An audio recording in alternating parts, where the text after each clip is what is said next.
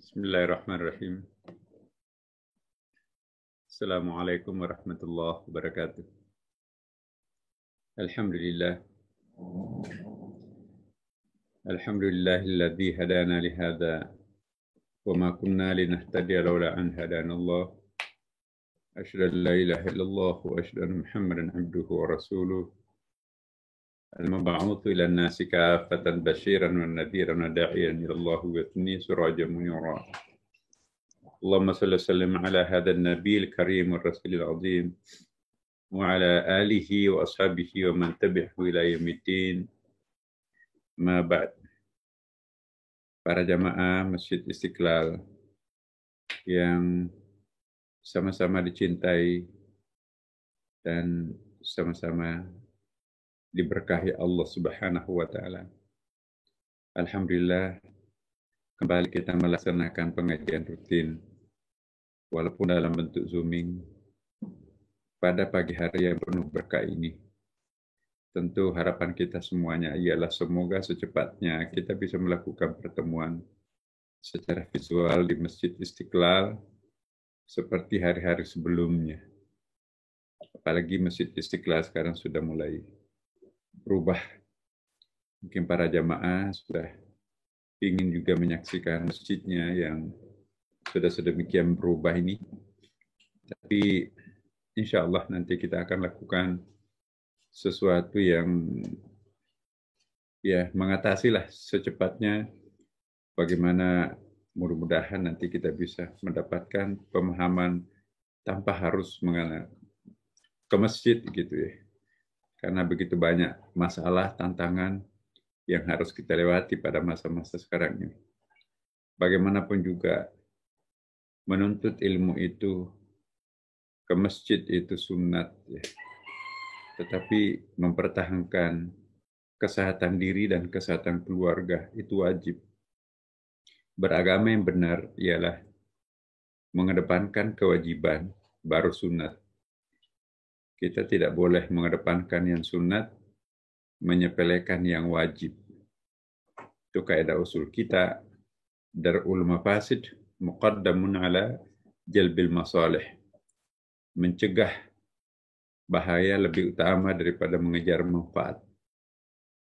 Kita bisa insya Allah mendapatkan pengetahuan melalui banyak cara termasuk Zooming ini. Hari ini kita akan masuk ke materi baru ya, kelanjutan daripada materi yang pernah kita bahas ketika kita di zaman Istiqlal beberapa bulan yang lalu. Hari ini tentang hakikat berkata jujur. Dalam bahasa agamanya disebut as-sidq. Ya. As-sidq ini dari seakar kata dengan sadaqah. Kita pernah mendengarkan sadaqatun jariyah, sedekah. Seakar kata juga dengan as-sadiq, orang yang dapat dipercaya. Seakar kata juga dengan saduq, orang yang terpercaya, jujur. Dalam ilmu hadis, kalau dikatakan orang itu saduq, wah itu kredibel. Dalam ilmu metodologi hadis, saduq itu adalah orang yang dapat diterima hadisnya. Kebalikannya saduq ialah kadzab, pembohong. Jadi kalau orang suka bohong, tidak bisa diterima hadisnya. Tapi kalau orang itu jarang bohong, kredibilitasnya, komitmennya, istiqamahnya, selalu luhur, jujur, maka itu disebut dengan saduq. Sedangkan as-sidq, sidq itu lebih pada peruntukannya pada ucapan yang jujur. Ya, dia nggak suka melebih-lebihkan suatu fakta, suatu data. Dan juga dia tidak gampang mereduksi perkataan. Ada orang, Bapak Ibu, mohon maaf, faktanya 5, tapi dia dandani menjadi 10. Jadi seolah-olah peristiwanya itu sangat dramatikal. Sebetulnya enggak.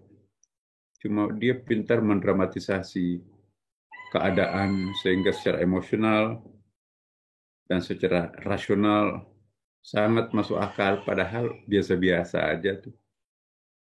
Atau juga kebalikannya, orang ini juga biasa, sangat valid, sangat besar, sangat fantastik, tapi kemampuan penceritaannya mereduksi, merendahkan, memandang enteng, maka itu juga disebut kadzab, kebalikan dari as-sidq. Hati-hati. Orang yang gampang mendramatisasi, cecak menjadi buaya, dia juga bisa mendramatisasi buaya itu hanya cecat kok. Cecat nggak ada bahayanya, buaya yang ada bahayanya. Jadi hati-hati. Orang yang gampang mendramatisasi, sebetulnya hanya kucing, tapi didramatisasi seperti harimau. Maka orang itu juga bisa mendramatisasi seekor harimau yang berbahaya, tapi disulap menjadi sebuah hanya kucing yang nggak punya bahaya apa-apa. Jadi itu tidak bisa disebut dengan as-sidq. As-sidq itu ialah kucing itu kucing, harimau itu harimau. Cecak itu cecak, buaya itu buaya. Jangan dibalik-balik. Nah, orang yang pintar bersandiwara, berkamuflase, orang yang pintar melakukan penggambaran berlebih-lebihan atau mengecilkan sesuatu yang besar, itu tidak bisa diterima hadisnya. Orang itu tidak bisa disebut dengan sidq. Nabi Muhammad SAW disebut pemilik sifat as-siddiq, Abu Bakar as-Siddiq. Ya, kenapa? Karena ucapannya konsisten. Ya. Tidak perlu mendapatkan poin pujian dengan cara mendramatisasi keadaan yang tadinya tidak menarik menjadi menarik supaya dapat poin popularitas. Atau kalau mungkin subjektivitasnya, dia bisa merubah keadaan yang tadinya menjadi wah, begitu datang, dia preteli, kehebatannya menjadi biasa-biasa. Nah, itu min ayatil munafiq, tanda-tanda kemunafikan orang seperti itu. Bapak Ibu, sadar atau tidak sadar, mungkin kita pernah melakukan hal seperti itu. Mulai pagi hari ini, mari kita tinggalkan, karena itu adalah termasuk al-kadhib, lawan daripada as-sidq. Kalau kita melakukan hal yang seperti itu, ya tidak akan pernah muncul cahaya atau berkah di dalam wajah orang itu. Ada orang, sekalipun cantik sekali, tapi hambar tuh tatap mukanya. Lama-kelamaan kok seperti sekonyong-konyong bayangan monster muncul. Gagah tampang, cakep deh wajahnya. Tapi kok lama-kelamaan seperti monster. Itu pertanda orang itu mungkin al-kadzab, tukang bohong, mungkin itu munafik, atau orang itu tidak pernah tersentuh dengan air wudhu.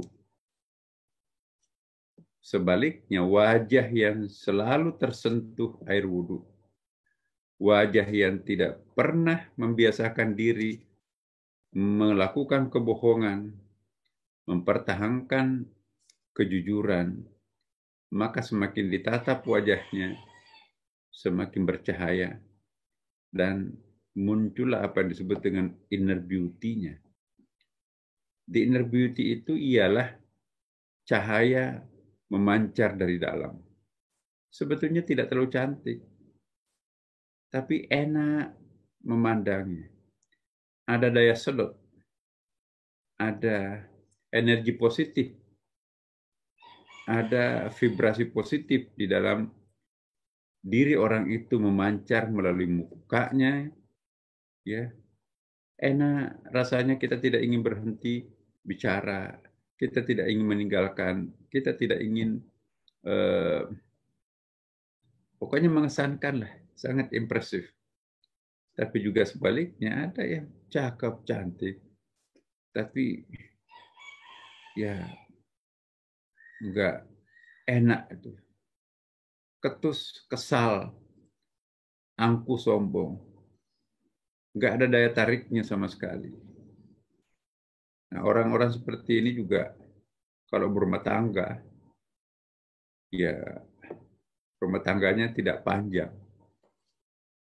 Siapa yang bisa berumah tangga satu atap dengan orang monster? Nah, sesabar apapun juga orang itu juga punya batas, ya kecuali orang-orang tertentu yang memang sudah mati rasa, ya. Rasanya diserahkan kepada Allah, makhluknya nggak mempan, ya itu. Kayak Siti Asia, istrinya Fir'aun, ya. Atau kayak Nabi Lut dan Nabi Nuh, ya. Senakal apapun istrinya, dia nggak mempan karena perhatiannya hanya tertuju kepada Allah. Kalau kita nggak bisa seperti mereka, hindari, jangan mencari jodoh yang berpotensi memiliki energi negatif tebal. Nah, tapi bagaimana membedakannya? Ada hadis Nabi kan, tuh. Ya, tungkahul mar'ah li'arbah. Kawinilah perempuan itu, tentu juga nanti ada padanannya itu laki-laki, ya. Wali maliha, yang jangan kere banget tapi ada hartanya lah, ya. Wali jamaliha, memang cantik itu perlu. Kan kalau dari awal kita melihat yang tidak cantik, sudah punya anak 2, 3 itu tambah berubah, ya kan. Padahal kalau tidak punya iman, ya. Kemudian juga dari segi nasab, genetiknya, paling nasabiha, jadi genetik cerdas enggak itu? Keturunannya baik-baik enggak itu? Keturunan yang baik-baik itu insya Allah akan melahirkan juga keturunan yang baik-baik juga. Tapi yang paling penting adalah agamanya. Sekalipun tidak cantik, tidak kaya, keturunannya biasa-biasa, tapi kalau agamanya istimewa, bisa mengalahkan yang lainnya. Tapi sekalipun tiga-tiganya perfect, agamanya konyol, maka itu bisa menyedot menjadi negatif semuanya. Nah, kembali kepada materi kita hari ini, Bapak Ibu. Hakikat berkata jujur, as-sidq, sesuatu yang sangat penting di dalam agama Islam. Di dalam Al-Quran banyak dilukiskan, antara lain minal mu'minina rijalun sadaqu ma'ahadullah alaih. Di antara orang-orang mukmin itu ada orang-orang yang menepati apa yang telah mereka janjikan kepada Allah. Rijalun sadaqu, laki-laki. Rijal itu apa ya, dalam bahasa Arab itu, rijal itu tidak mesti harus jenis laki-laki, jenis biologisnya laki-laki, ya. Rijal itu orang yang memiliki kapasitas, orang yang memiliki prinsip, itu rijal. Ya. Nahnu rijal wa antum rijal. Jadi engkau laki-laki, aku juga laki-laki. Padahal di situ juga mungkin ada perempuannya. Rijalul hadits misalnya, itu tidak mesti harus laki-laki di situ. Ya, karena dalam bahasa Arab itu rajulon beda dengan zakaron. Kalau zakaron itu laki-laki secara biologis. Kalau rijalon itu laki-laki secara budaya. Ini bahasa gender kira-kira seperti itu. Mukminin juga sebetulnya kalau orang paham bahasa Arab, kalau suatu khitab, apa itu khitab itu? Perintah atau larangan yang menggunakan mudzakkar tidak perlu pakai muannats. Minal mu'minina wal mu'minat. Jadi aqimu wa aqimnas shalah itu nggak perlu double-double kayak gitu. Karena ada kaidah bahasa Arab itu at-tadhkir wa ta'nits idza jtama'a gulibat tadhkir. Jadi kalau laki-laki dan perempuan menyatu dalam suatu konteks atau dalam suatu tempat, cukup sebetulnya menyebutkan laki-lakinya, maka perempuan termasuk di dalamnya. Jadi kalau saya atau kita mengatakan Assalamualaikum warahmatullahi wabarakatuh, tidak perlu ditambahkan Assalamualaikum waalaikumsalam warahmatullahi wabarakatuh. Karena at-tadhkir wa ta'nits, laki perempuan di situ cukup menyebutkan laki-lakinya. Kecuali kalau ada niat yang sangat khusus untuk doa.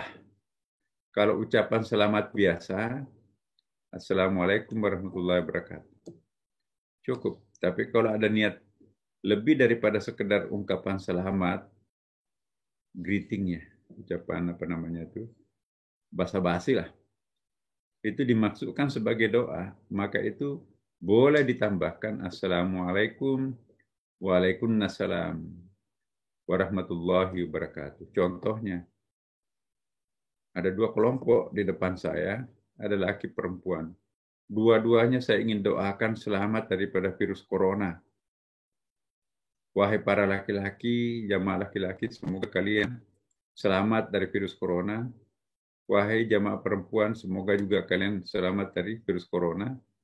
Maka itulah yang membutuhkan rincian. Assalamualaikum, menengok ke jamaah laki-laki. Waalaikumsalam, menengok ke jamaah perempuan. Karena niat yang ada dalam hati saya ingin mendoakan laki-laki perempuan di depan saya itu dua-duanya selamat daripada virus corona. Tapi kalau hanya ungkapan basa-basi, greeting selamat, ucapan selamat biasa, tidak perlu pakai double atribut gendernya di situ. Cukup Assalamualaikum. Tidak perlu Assalamualaikum waalaikumsalam. Ya kan? Nah, di dalam Al-Quran ada ada tiga bentuk gitu ya. Ada misalnya aqimus shalah, itu menggunakan sigat mudzakkar, padahal maksudnya itu laki-laki perempuan. Jadi jangan ada yang fanatik bahasa, wah yang diwajibkan rukun Islam itu hanya laki-laki. Buktinya tidak ada aqimu wa aqimnas shalah. Zakat juga tidak ada atina zakah, yang ada atuz zakah. Atuz zakah laki-laki kan, sigat muzakkar. Atimul hajj itu muzakkar. Tidak ada atimnal hajj. Tidak ada aqimnas shalah, tidak ada watinas zakat, tidak ada atimnal hajj. Kenapa? Sigat muzakkar yang digunakan Allah itu berarti perempuan termasuk di dalamnya. Tapi tidak sebaliknya. Apabila ada khitab mu'annats, perintah dalam bentuk mu'annats, maka hanya mu'annatsnya, perempuannya yang kena di situ, tidak masuk laki-lakinya. Nah, inilah kaidah bahasa Arab dan juga sekaligus kaidah tafsir. Jadi kalau sigat laki-laki, perempuan masuk dan laki-laki. Tapi kalau sigatnya, bentuknya menggunakan mu'annats, maka laki-laki tidak masuk. Contohnya, dalam Quran itu kan ada itu, apa misalnya, waqarna fi buyutikunna wala tabarrajna tabarrujal jahiliyatil ula. Menetaplah kalian ke dalam rumahnya. Nah, jadi itu perempuan tuh. sigatnya sigat mu'annas. Jadi yang diminta menetap di rumah, lebih betah di rumah, perempuan, bukan laki-laki. Ya. Tapi kalau ayatnya mengatakan waqarru fi buyutikum, menetaplah kalian ke dalam rumah, itu sigatnya mudzakkar, laki-laki dan perempuan harus dua-duanya menetap di rumah. Tapi kalau waqarna, hanya perempuan yang menetap di rumah. Itulah sigat dan sekaligus kaedah memahami Al-Quran. Ya. Kembali kita kepada ayat ini. Minal mu'minina, di antara orang-orang mukmin, ya, rijalun sadaku. Artinya di antara orang-orang mukmin, tidak usah diterjemahkan di antara orang-orang mukmin laki-laki. Ada laki-laki yang menepati apa yang telah mereka janjikan. Rijal di sini berarti orang, bukan berarti laki-laki. Jadi kata rajulun bisa berarti orang, bisa berarti laki-laki. Tapi kalau zakaron itu tidak bisa berarti orang, hanya bisa diartikan dengan laki-laki. Sama dengan imra'aton. Bukan. Sama dengan unta. Unta itu harus berarti perempuan. Tapi kalau imra'aton, jamaknya nisa'on, ya, an-nisa, nisa'iyah, nah itu atribut bahasa gender. Jadi bisa berarti ada laki-laki ada laki-laki yang feminin, gemulai, ya mohon maaf ya, yang agak bencong gitu. Itu bahasa Arabnya nisa'i. Ya. Tapi sebaliknya juga tadi, kalau ada perempuan tomboy, itu bahasa Arabnya rujuli ya. Jadi rajulon, jamaknya rijalon, ya. Nisaon, mufradnya imra'aton, itu bisa interchangeable. Bisa mungkin lebih tepat disebut orang yang lebih menekankan dirinya sebagai maskulin, itu disebut rujuliyah. Orang yang lebih menekankan dirinya feminin, itu nisa'iyah. Nah, kalau demikian adanya, ada perempuan tapi kelelakian, ada laki-laki tapi keperempuanan bencong gitu. Nah, itu bisa menggunakan laki-laki yang seperti itu nisa'iyah, tapi perempuan yang tomboy itu rujuliyah. Memahami bahasa Arab seperti inilah, Bapak Ibu. Jadi kalau hanya berhenti pada terjemahan bahasa Indonesia, tidak muncul dzauqul lughahnya, rasa bahasa Arabnya nggak muncul. Maka itu perlu sedikit memang mendalami bahasa Arab itu supaya dzauqnya bahasa Arab, bahasa linguistiknya itu muncul, menonjol. Nah, jadi di sini ada kata sadaku, orang menepati janji, orang yang konsisten, orang yang berkata jujur. Ayat lain misalnya, atau hadis lain, inna sidqa yahdi ilal birri, wal birru yahdi ilal jannah, wa inna rajul la yasduqu hatta yuktabu indallahi siddiqa, wa innal kadhiba yahdi ilal fujur, wal fujuru yahdi ilan nari, wa innar rajula la yakdzibu hatta yuktabu indallahi kadzaban. Ini muttafaqun alaih. Kalau muttafaqun alaih itu artinya disepakati kesahihan hadisnya oleh para ulama hadis. Ya, misalnya ulama hadis itu ada kelompok 6 terhimpun dalam kutubut sittah, Bukhari, Muslim, Abu Daud, Ibnu Majah, Nasa'i. Ya, ada lagi kutubut tis'ah, masih ada tokoh hadis lain 3 setelah itu. Nah, kalau muttafaqun alaih itu keseluruhannya tuh. Jadi hampir mutawatir. Apa artinya hadis tadi? Sesungguhnya berkata benar, jujur itu menyebabkan kebajikan. Ini kata Rasulullah. Sesungguhnya berkata benar menunjukkan bermuara kepada kebaikan. Dan segala kebaikan itu bermuara kepada surga. Iya. Ada orang yang suka berkata benar sehingga ditetapkan sebagai orang siddiq di sisi Allah. Iya. Dan sesungguhnya dusta menyebabkan durjana, malapetaka ya. Dan kedurjanaan itu menyebabkan masuk neraka. Ada orang yang berdusta, lawan daripada al-kadzib itu, ya, itu namanya fujur. Maka orang fujur itu ditetapkan di sisi Allah sebagai pendusta. Jadi al-fujur itu adalah kebalikan daripada al-kadzib. Bisa juga lawan daripada al-kadzib itu adalah lawan daripada as-siddiq itu al-kadzib. Al-kadzib itu sifatnya fujur. Fujur itu ya tercelah. Hati-hati memberi anaknya nama, karena ini kearab-araban. Ada orang yang memberi nama anaknya Abdul Fujur. Itu namanya Islami banget. Tahu nggak apa artinya fujur? Enggak. Fujur itu kebalikannya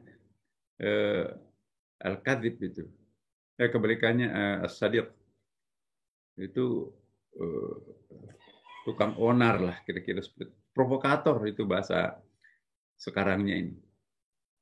Fajir. Nah, itu provokator.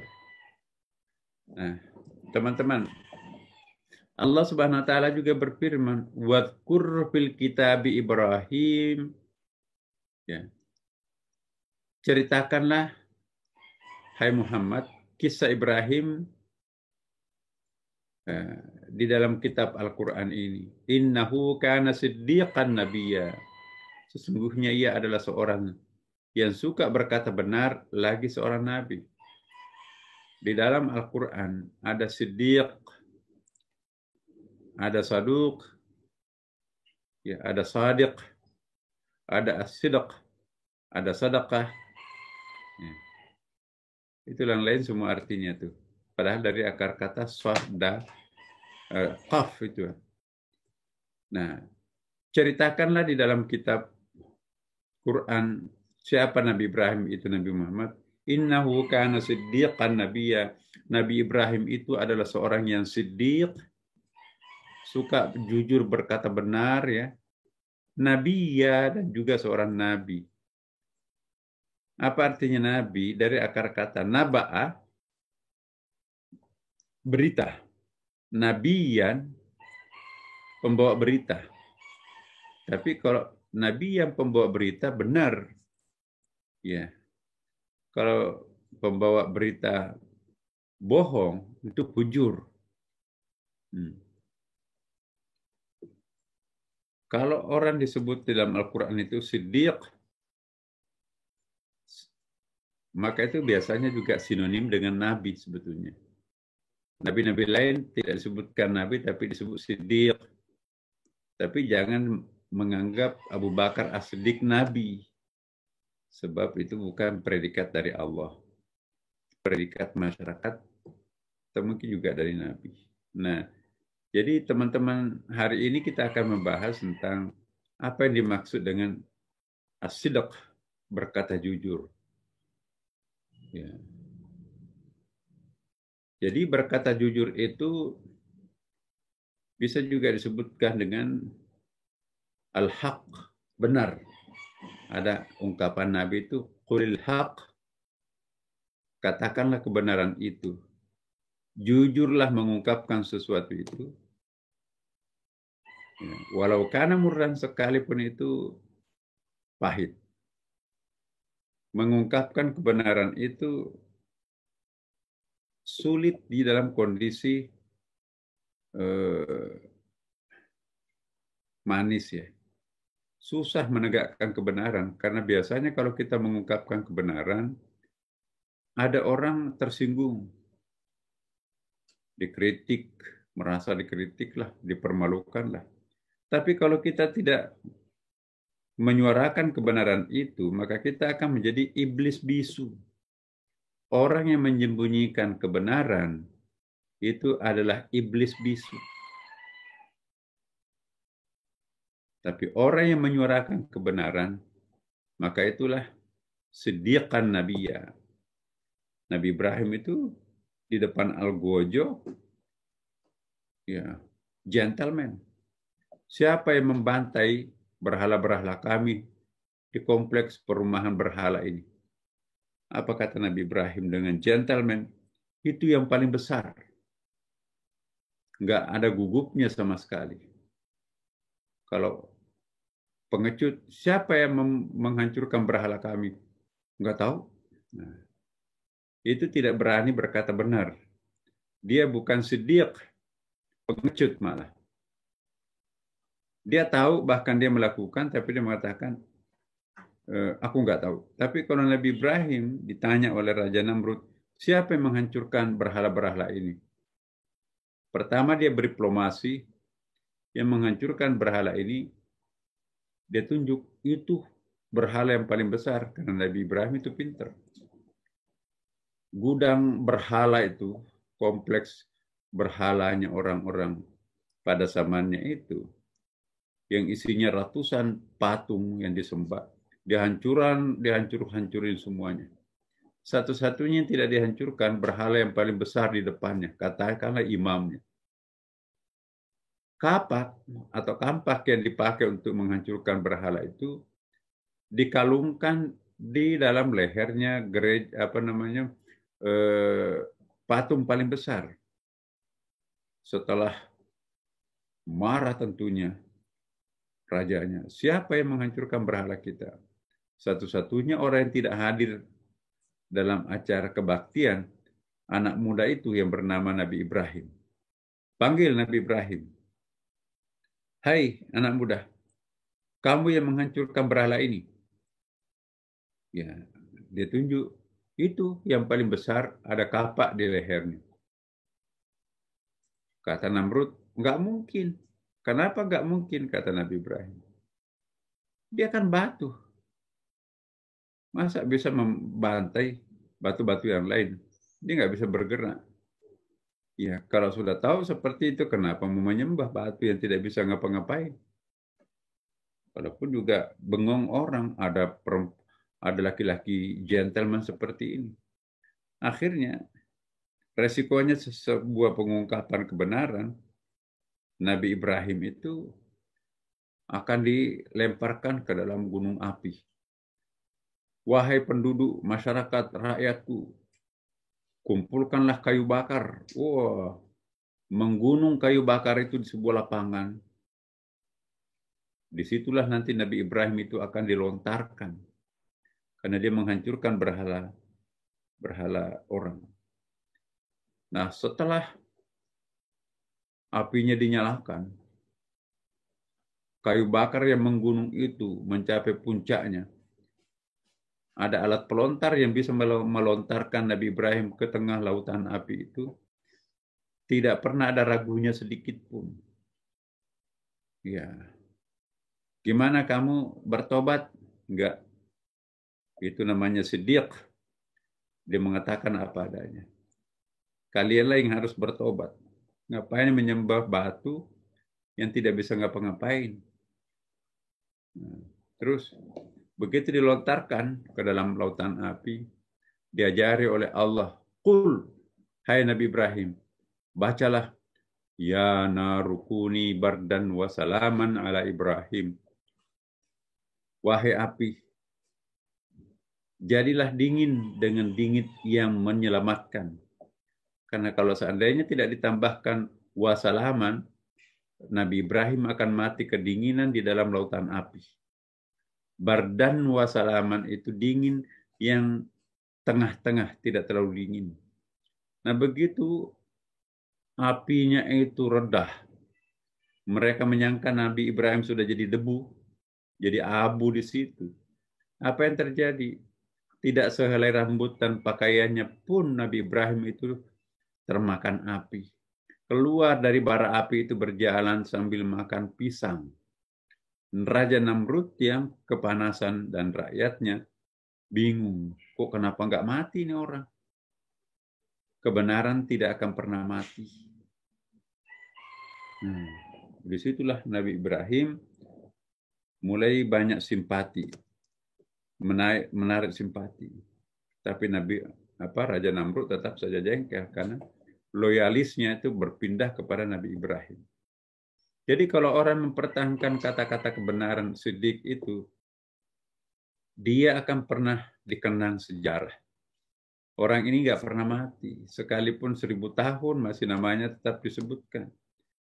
Coba Rasulullah, 1450 tahun lampau, masih namanya selalu dipanggil setiap hari, setiap orang musuh. Ya, apa yang pernah kita lakukan, itulah nanti yang kita akan panen. Bapak Ibu sekalian, Ibnu Abbas pernah berkata, barang siapa yang memiliki 4 perkara, maka ia beruntung. Pertama, berkata jujur, as-sidq, benar. Yang kedua, malu, al-haya. Ya, kemudian bagus budi pekertinya, husnul khuluq. Dan yang keempat adalah syukur. Apabila orang mengcombine 4 prinsip dalam dirinya, as-sidq, al-haya, husnul khuluq, dan syukur, maka orang itu akan menjadi pujaan, idolanya orang banyak. Pasti akan beruntung. Disenangi penghuni langit, yaitu para malaikat. Disenangi juga penghuni bumi, yaitu manusia, binatang, tumbuh-tumbuhan, dan lain-lain. Ya. Abu Sulaiman juga pernah berkata, jadikanlah benar as-sidq, jujur itu sebagai kendaraanmu.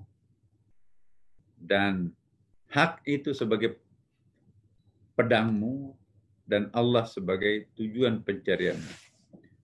Kalau orang mengendarai kendaraan jujur, tidak akan pernah tergelincir, pasti akan sampai ke tempat tujuan. Tapi kalau tergelincir dari rel, nggak bakalan bisa berjalan keretanya kan. Hak itu sebagai pedangmu. Pertahankan apa yang menjadi hak kita. Ya. Setelah kita menunaikan kewajiban, giliran kita menuntut hak. Dan Allah sebagai tujuan pencarian. Kalau kita mencari Allah, minggir. Kami tidak akan pernah stop. Yang aku cari Allah. Inna salati wa nusuki wa mahyaya wa mamati lillahi rabbil alamin. Nah, inilah pengantar daripada as-sidq. Nanti kita akan lanjutkan pada pertemuan yang akan datang. Mungkin ada yang ingin bertanya, silahkan. Demikian, wassalamualaikum warahmatullahi wabarakatuh.